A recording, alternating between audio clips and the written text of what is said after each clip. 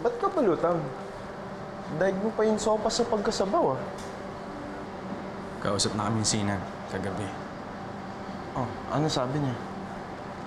Wala, no? Kaya ka ganyan. Tama na kasi. Ano kong palagay? Huwag mo kasi masyado isipin. Tapatin mo nga kung ano ba yung nararamdaman mo. Wala na. Oh, yun naman pala eh. Bro, may trish ka, plus may trabaho ka. Kahit pa paano, nasa'yo na lahat. Kaya sana huwag mo naman sayangin dahil lang sa sinag na yan. Focus tayo.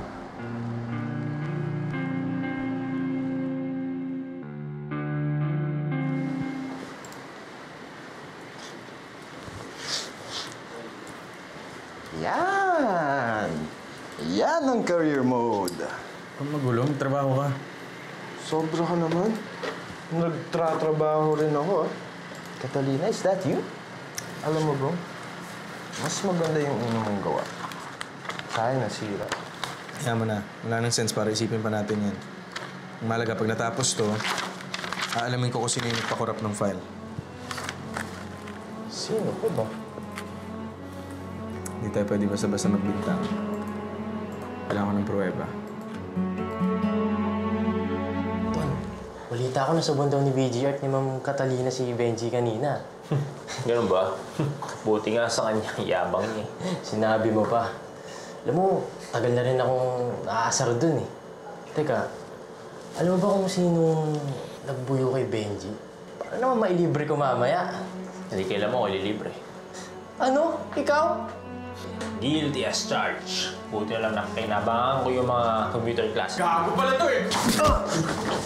BG!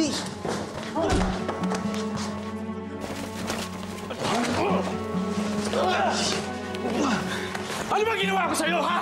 Bakit mo ako sinisiraan? Gago ka!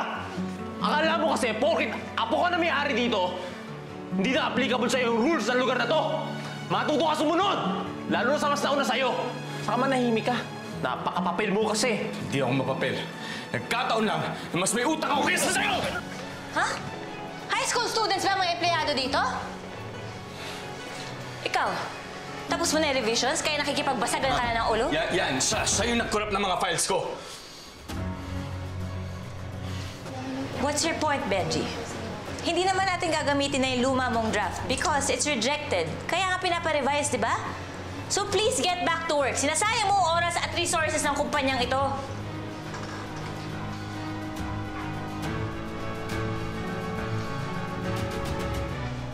What?